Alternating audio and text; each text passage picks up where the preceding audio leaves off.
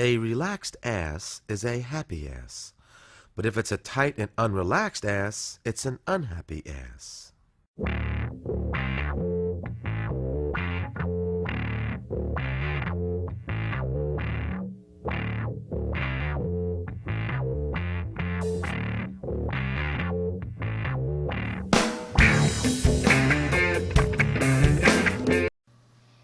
So God's sitting around his house one day. There's nothing on TV, and so he's thinking to himself, boy, I am the best God there is. Man, do you see how I saved those Israelites?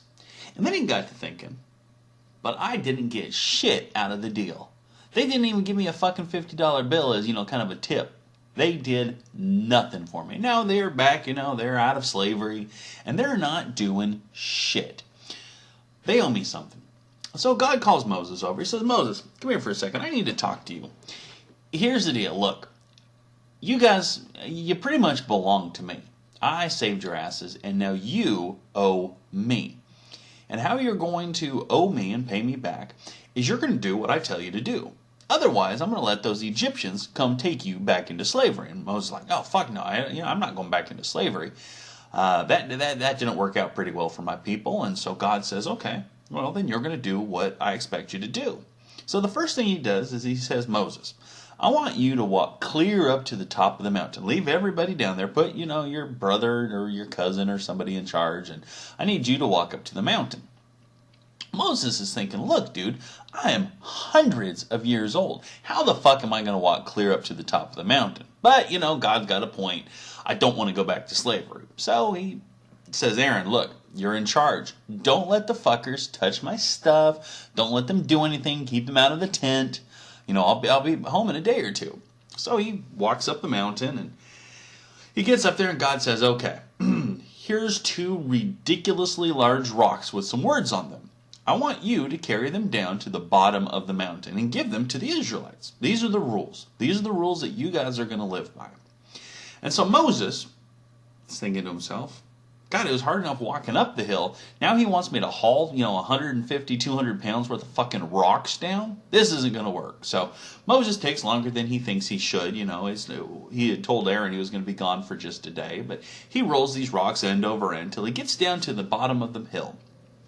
He gets down there, and by this time, they had already assumed that Moses wasn't coming back. Free for all, right? Dad's away, mom's away, we got the house to ourselves for the weekend. So what are they doing? They're idolatrating. They're worshiping idols. In fact, they've taken off all their jewelry. They had already taken off all their clothes. Thus the fuck. So they're taking off all their earrings and everything. They throw them in a big pot, and they build themselves a golden calf. Well, Moses gets down here. And all of a sudden, Aaron's like, oh shit, Dad's home. We gotta clean up. Too late. It's too fucking late. Here's the golden idol, and all these naked folks are, drinking wine and fucking, and, they're worshiping this idol.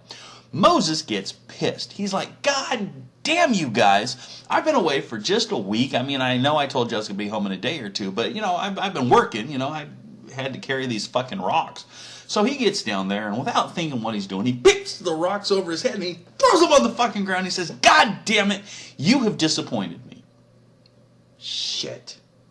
And now I've lost the rocks. Aaron, I'll be back in another week. And he turns and he walks his old ass back up the mountain. He says, God, look, I dropped them on the way home. He didn't want to get anybody in trouble, but he had to come up to an excuse for why God had to go and put the 10 Commandments back on the rocks. And so by this time, he knew what was coming ahead this time. So he had built himself like this little contraption for wheeling. It was kind of like a wheelbarrow, or an early wheelbarrow. He puts his rocks on there, and he totes on down to the mountain. He says, okay, everybody, first of all, y'all are disgusting. You need to clean that shit up. You made a party mess, and now, somebody's going to clean this up, and it sure the fuck isn't going to be me. Second of all, these are the rules. You follow them, you learn them, everybody gets along. Say, shit, if this gonna be that kind of party, I'm gonna stick my dick in the mashed potatoes.